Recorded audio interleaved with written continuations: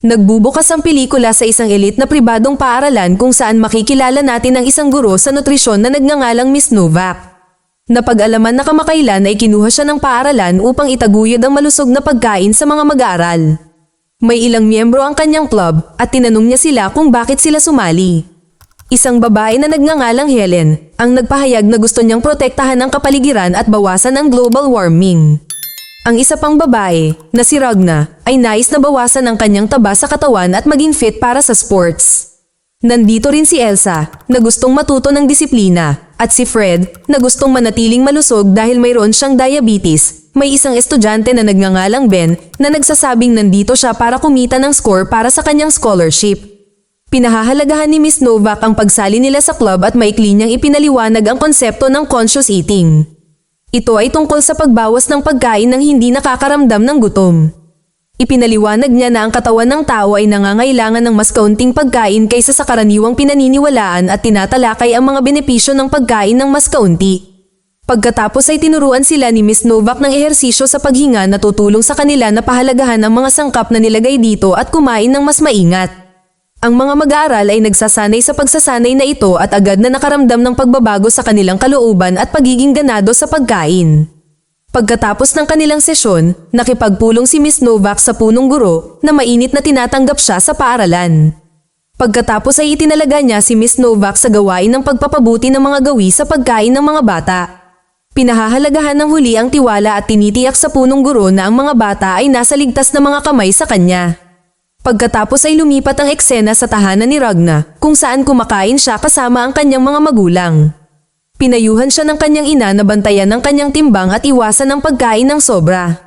Nang marinig ito, nasaktan si Ragna, ngunit mabilis na ipinaliwanag ng kanyang ama na hindi ito sinasadya ng kanyang ina. Pagkatapos ay tinanong niya kung ano ang natutunan niya tungkol sa conscious eating at ipinakita ni Ragna ang ehersisyo sa paghinga sa kanyang mga magulang. Sunod, makikita natin si Elsa na kumakain ng tanghalian kasama ang kanyang mga magulang. Pinagalitan siya ng tatay niya dahil sa pag-uugali niya gaya ng kanyang ina at hindi kumakain ng kahit ano. Ngunit nilinaw ni Elsa na nagsasanay lamang siya ng conscious eating na natutunan niya sa paaralan. Samantala, makikita natin ang kanyang ina na nagbibigay ng lahat ng kanyang pagkain sa isang aso. Pagkatapos ng ilang kagat, nagmamadaling pumunta si Elsa sa banyo at isinuka ang kanyang kinain. Nahuli siya ng nanay niya sa akto ngunit walang sinabi at umalis. Sa ibang lugar sa paaralan, si Fred ay kumakain ng tanghalian mag-isa nang lapitan siya ni Miss Novak. Pagkatapos ay dinala niya siya sa kanyang opisina kung saan mayroong isang maliit na dambana. Ang dalawa ay nakaupo sa harap ng dambana at nagsasanay ng mga pagsasanay sa pag-iisip ng magkasama upang linangin ang mga gawi sa pagkain habang nagfa-focus. Sa susunod na sesyon ng club, tinalakay ni Fred kung paano siya kumakain ng mas kaunti sa mga nakaraang araw na nagresulta sa isang makabuluhang pagtaas sa kanyang mga antas ng enerhiya. Binanggit niya na ang pagbabago ay nagpapahintulot din sa kanya na bawasan ang kanyang dosis ng insulin. Tuwang-tuwa si Miss Novak na marinig ito at ipinaliwanag niya na habang nag-aayuno, ang katawan ay sumasailalim sa prosesong tinatawag na autophagy. Sa prosesong ito, ginagamit ng katawan ang mga selula nito para sa enerhiya na inilalarawan niya bilang lubhang kapaki-pakinabang. Binibigyang diin niya na ang autophagy ay maaaring mabawasan ang pagkapagod, pagalingin ang mga sakit, at potensyal na pahabain ang buhay ng 10 hanggang 20 taon. Ang eksena ay pinutol kay Elsa na nag-aaral sa silid-aklatan. Nilapitan siya ni Miss Novak at sabay na namasyal ang dalawa. Sa panahong ito, pinupuri ng guro si Elsa sa kanyang matibay na paghahangad at kakayahang kontrolin ang kanyang katawan. Inamin ni Elsa na gusto niyang walang pagkain sa kanyang katawan, ngunit pinilit siya ng kanyang ama na kumain. Bilang tugon, ipinaliwanag ni Miss Novak na hindi kinukonsinti ng lipunan ang mga hindi kumakain dahil nagpapatakot ito sa mga tao. Ipinaliwanag niya na karamihan sa mga tao ay walang kamalayan sa kanilang mga kakayahan at naniniwala na kailangan nilang kumain ng regular upang mabuhay. Sa isa pang eksena, umupo sina Helen, Elsa, at Ragna para kumain ng potato wedges para sa tanghalian. Si Helen at Elsa ay kumakain lamang ng tig-isang piraso, ngunit hindi mapigilan ni Ragna ang sarili at kumakain ng 3 piraso. Nakonsensya siya pagkatapos at pumunta sa banyo para isuka ang pagkain. Kinastigo siya ng kanyang mga kaibigan dahil sa kawalan ng pagpipigil sa sarili at humingi siya ng tawad. Nang maglaon, pumunta si Ragna kay Miss Novak at ipinahayag ang kanyang pagkakasala sa pagkain ng sobra. Tiniyak ng guro sa kanya na normal na manghina paminsan-minsan at binibigyan siya ng herbal tea upang makatulong na pigilan ang pagkain niya ng sobra. Sa sumunod na eksena, nakipag-usap si Fred sa kanyang mga magulang na nakatira sa ibang bansa. Namimiss niya ng husto ang mga ito at nagtanong kung maaari siyang bumisita. Gayunpaman, agad silang tumanggi at iginiit na tapusin muna niya ang pag-aaral. Inis na ibinaba ni Fred ang telepono at tumungo sa kanyang pagsasanay sa sayaw, ngunit hindi siya makapag-concentrate. Napansin ng kanyang guro sa sayaw na may mali at nagtanong kung ano ang nangyari, ngunit hindi tumugon si Fred. Sa halip, pumunta siya kay Miss Novak at sinabi sa kanya kung paanong ang kanyang mga magulang ay tila walang pakialam sa kanya. Talagang masama ang pakiramdam ng guro para sa bata kaya tiniyak niya sa kanya na hindi siya nag-iisa. Kinabukasan, nakipagpulong siya sa punong guro na nagtatanong tungkol sa kanyang progress sa mga mag-aaral. Sumagot si Miss Novak na maayos ang takbo ng lahat maliban kay Ben na matigas ang ulo. Ibinunyag ng punong guro na si Ben ay isa sa pinakamatalino nilang estudyante at nag-apply para sa isang buong scholarship. Binanggit din niya na mayroon siyang nag-iisang ina at matagal nang namatay ang kanyang ama. Naiintindihan ni Miss Novak ang kanyang sitwasyon, ngunit tumanggi siyang ibigay sa kanya ang marka ng scholarship hanggang sa siya ay magbago. Nang maglaon, ipinatawag ng punong guro si Ben at nakipag-usap sa kanya. Hinihiling niya sa kanya na seryosohin ang klase sa nutrisyon, kung hindi, siya ay nanganganib na mawala ang kanyang scholarship. Mamaya sa klase, tinanong ni Miss Novak si Ben kung bakit hindi niya sinusunod ang payo nito na kumain ng mas maayos. Sumagot siya na natatakot siyang hindi siya makapag-concentrate sa kanyang pag-aaral. Ngunit tiniyak sa kanya ni Miss Novak na ito ay isang gawa-gawa lamang at ang katotohanan ay lubos na kabaligtaran. Nang marinig ito, sa wakas ay ibinunyag ni Ben na ayaw niyang biguin ang kanyang ina na nagsisikap na magluto para sa kanya. Pagkatapos ay binigyan siya ni Miss Novak ng talumpati kung paano siya dapat tumigil sa pamumuhay para lamang pasayahin ang iba. Dapat din niyang mas pagtuunan ng pansin ang kanyang sarili kaysa matugunan ng inaasahan ng kanyang ina. Nakapagtataka, naantig si Ben sa kanyang mga salita at nangakong babaguhin ang kanyang mga gawi sa pagkain mula ngayon. Sa susunod na eksena, si Ben ay nasa bahay, kung saan ang kanyang ina ay naghanda ng masarap na steak para sa kanya. Kapag nag-alangan siyang kumain, ipinaliwanag niya na hindi niya dapat gutumin ang sarili para lamang sa isang scholarship. Iminumungkahi ng kanyang ina na maaari siyang pumunta sa ibang paaralan. Gayunpaman, sinabi ni Ben na ayaw niyang huminto at naniniwala na ang pagkain ng mas kaunti ay mas mabuti para sa kanya. Nabigo ang kanyang ina nang marinig ito, ngunit hiniling niya sa kanya na huwag masyadong pahirapan ang sarili. Nang sumunod na araw, pinuri ni Miss Novak sina Ragna at Elsa sa kanilang pag-unlad. Sinabi rin niya sa kanila ang tungkol sa isang pandaigdigang asosasyon ng mga taong tinatawag na Club Zero na hindi kumakain ng kahit ano. Ipinaliwanag niya na ito ay isang sikreto dahil ang pangkalahatang publiko ay hindi handa na maunawaan ito. Tinanong nila kung posible ito at sumagot si Miss Novak na miyembro din siya ng Club Zero. Tuwang-tuwa ang mga batang babae na marinig ito at gustong malaman kung paano sila makakasali.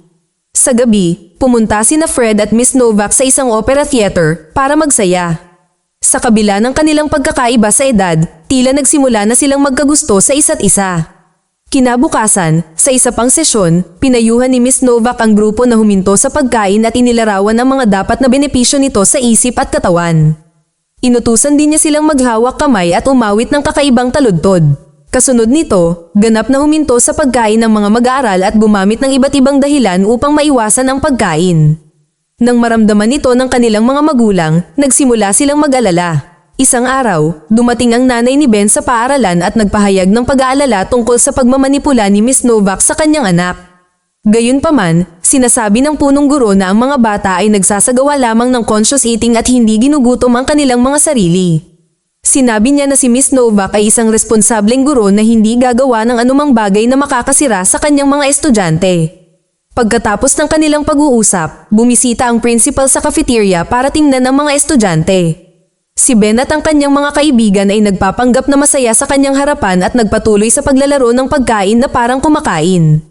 Umalis ang punong guro na gumaan ang pakiramdam, hindi alam na ang mga estudyante ay itinatapon ng kanilang pagkain sa basurahan. Isang umaga, sinubukang gisingin ni Ben si Fred at nakitang wala na itong malay. Agad siyang nakipag-ugnayan sa mga awtoridad at dinala si Fred sa ospital. Huminto na pala siya sa pag-inom ng kanyang insulin na nagpalala sa kanyang diabetes. Dumating din ang kanyang ama at nakipagpulong sa punong guro upang pag-usapan ang kapakanan ng kanyang anak. Sinabi ng punong guro na wala siyang ideya na nilalaktawan ni Fred ang kanyang mga insulin shot. Naiintindihan ng ama na hindi niya kasalanan, ngunit hiniling niya sa kanya na bantayan si Fred na naging sobrang payat at nanghihina. Sa sumunod na eksena, sinabi ng dance teacher sa principal na nakita niya si Miss Novak na nakikipag-date kay Fred. Sinabi niya na kapag nalaman ito ng mga magulang ni Fred, ito ay isang malaking iskandalo. Sa paglaon, ang paaralan ay nagdaos ng pulong ng mga kawani at lahat ay sumang-ayon na hindi nararapat para sa isang guro na makipagkita sa isang mag-aaral ng private sa labas ng paaralan. Pinag-uusapan din nila kung paano nagkakaroon ng mga karamdaman sa pagkain ng mga bata mula nang dumating si Miss Novak. Pagkatapos ay gumawa sila ng desisyon na paalisin siya sa paaralan bago lumala ang sitwasyon. Pagkatapos, nakipagpulong ang punong guro kay Miss Novak at pinaalis siya sa kanyang posisyon dahil sa pagkakasangkot niya sa isang estudyante. Hindi nagtangka ang huli na ipagtanggol ang sarili at tahimik na umalis sa lugar. Pagkatapos ay pumunta siya sa kanyang dambana at tinawag ito bilang isang makapangyarihang ina. Inakusahan ni Miss Novak ang makapangyarihang ina na pinabayaan siya sa ganitong paraan. Sinabi niya na ayaw niyang sumuko dahil malapit na siya sa kanyang layunin.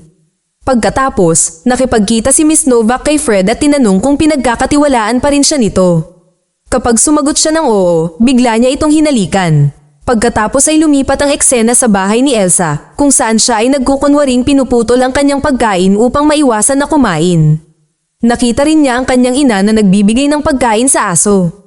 Nang makita ito, nagalit ang kanyang ama at pinilit si Elsa na kumain pa ng isang pirasong sausage. Nag-aatubili siya ngunit hindi nagtagal ay nagmadali siyang pumunta sa banyo upang sumuka. Sa kabilang banda, makikita natin sina Ben at Ragna sa kanilang mga tahanan na parehong tumatangging kumain.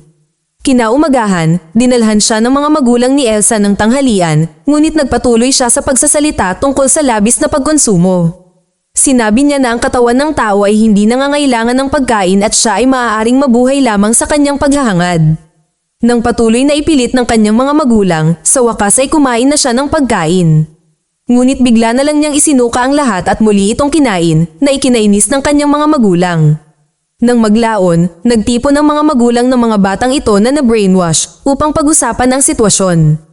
Isinasaalang-alang nilang tawagan si Miss Novak dahil siya ang tanging tao na maaaring hikayatin ang mga bata na magbago ng isip. Tutol dito ang ina ni Ben, alam niya kung paano minamanipula ng babaeng iyon ang mga bata. Naiintindihan ng iba ang kanyang mga alalahanin, ngunit nag-aalala rin sila na kung ang kanilang mga anak ay hindi makakain kaagad, sila ay mamamatay. Pagkaraan ng ilang oras, inihatid ng mga magulang ang kanilang mga anak sa tahanan ni Miss Novak. Sina Fred, Ben, Ragna at Elsa lang ang dumating dahil nagbabakasyon si Helen sa Switzerland.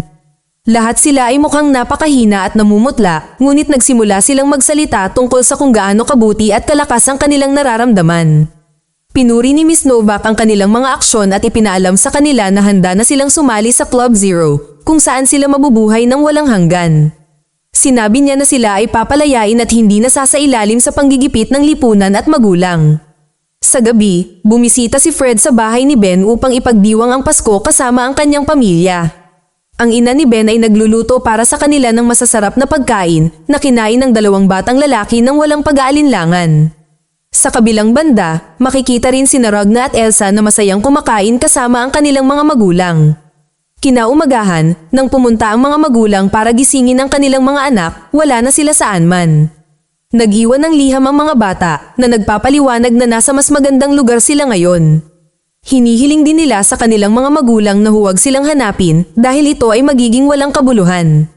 Sa ibang lugar, makikita si Miss Novak na pinangungunahan ng 4 na teenager sa isang bukas na parang.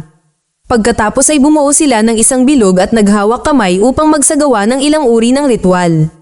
Sa huling eksena, nagkita ang mga magulang sa paaralan para sa isang agarang pagpupulong. Dumating na rin si Helen mula sa kanyang bakasyon at sumama siya sa grupo.